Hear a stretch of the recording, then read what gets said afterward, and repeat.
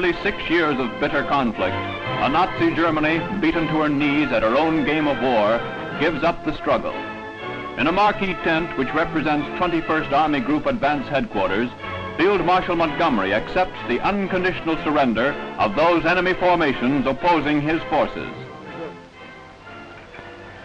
This to include all naval ships in these areas.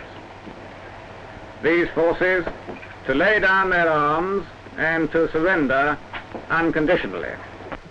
The German command to carry out at once and without argument or comment all further orders that will be issued by the Allied powers on any subject. The German delegation will now sign this paper, and they will sign in order of seniority, and General Admiral von Friedeberg will sign first. One by one, the representatives of a beaten mob of gangsters sign the terms which put their hordes completely in the hands of the conquerors. The day of ambition's fulfillment has arrived for the great tactician Field Marshal Montgomery and his comrades in arms. The triumphal note which was first sounded on the sands of North Africa has swelled to a mighty crescendo of victory, resounding around the world. Now I will sign the instrument on behalf of the Supreme Allied Commander, General Eisenhower.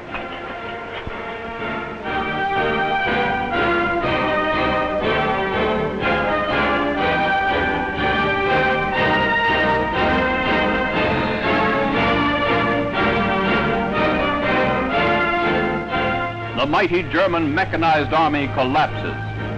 Now it's not so mighty and not so mechanized.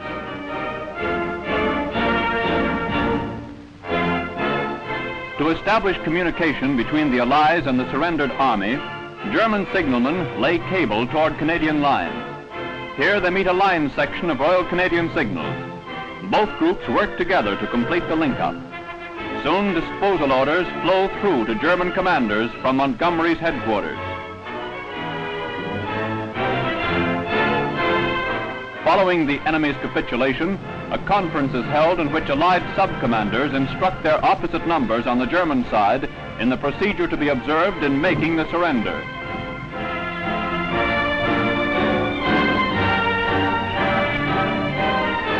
On a Canadian front, General Blaskowitz and his officers receive instructions from General Fuchs and his staff of the 1st Canadian Corps. Commanders who faced each other a few hours ago across the battlefield now meet face to face across the conference table. Disgruntled and beaten, arrogant Nazi generals are dispatched to carry out the bidding of the Allied High Command. The organization works smoothly. Under Allied supervision, the disorder of the defeated German army resolves itself into orderly surrender. Warlike gear, which once terrorized a stricken Europe, will now be forged into tools of peace for German hands to rebuild countries shattered by their fury.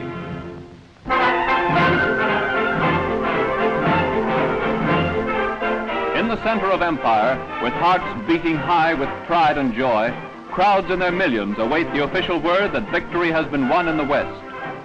Britons from the dominions, the colonies, and the homeland, with guests from occupied countries, stand in hushed expectancy, eagerly awaiting the pronouncement of Britain's Prime Minister.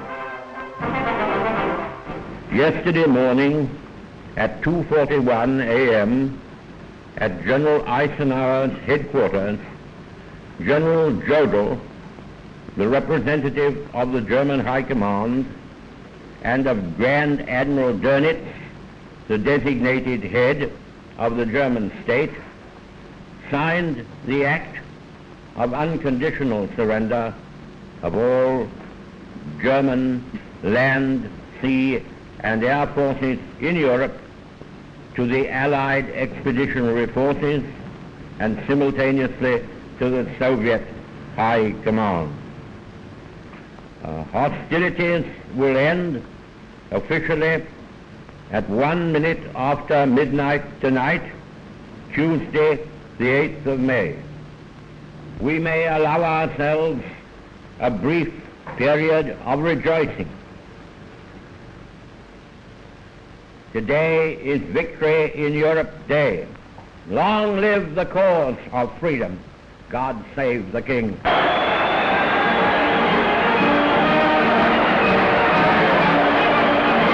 Forgotten for the moment are the grim years of sweat, blood, and tears, as in scenes of mad abandon, London celebrates the long-awaited V-Day. The disastrous months of 1940 are far, far away. The horrors of threatened invasion and blitz bombing are mere specters of the past. Shoulder to shoulder, civilians, workmen, housewives, and service people of the far-flung empire have made this day possible. They have the right to celebrate. They wear the mantle of victory.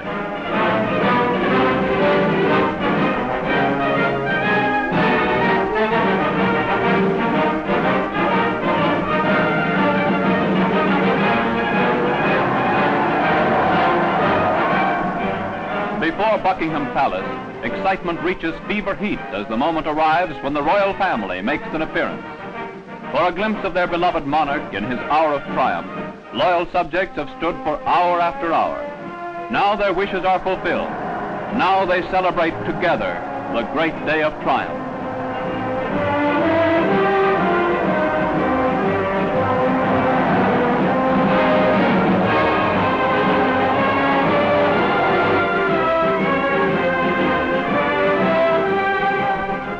Today, we give thanks to God for a great deliverance. In the Far East, we have yet to deal with the Japanese, a determined and cruel foe. To this we shall turn with the utmost resolve and with all our resources. But at this hour, when the dreadful shadow of war has passed far from our hearths and homes in these islands, we may at last make one pause for thanksgiving. First, and let us remember those who will not come back, their constancy and courage in battle, their sacrifice and endurance in the face of a merciless enemy. We have come to the end of our tribulation, and they are not with us at the moment of our rejoicing. The day is one of thanksgiving the world over. In Holland, there is real cause to cheer. The capitulation of Germany has literally saved thousands from death by starvation. Their Canadian liberators are feted, and ceremonies of thanks are held for deliverance.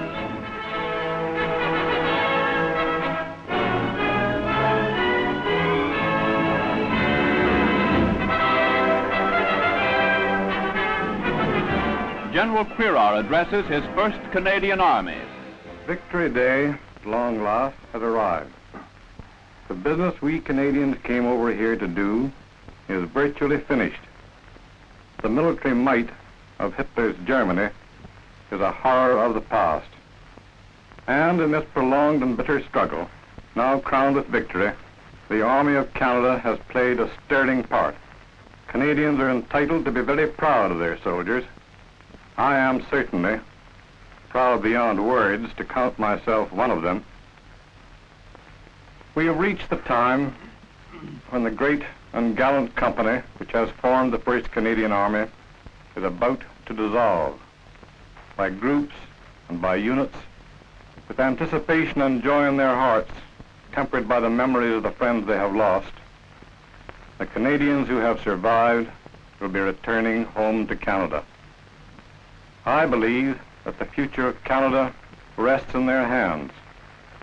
It will be a grand future should they be given the opportunity in peace to prove and practice the admirable characteristics they have demonstrated in war. Back in London, VE Day draws to a close, but the celebrations still go on. Not in one day alone can all the pent-up joy be released.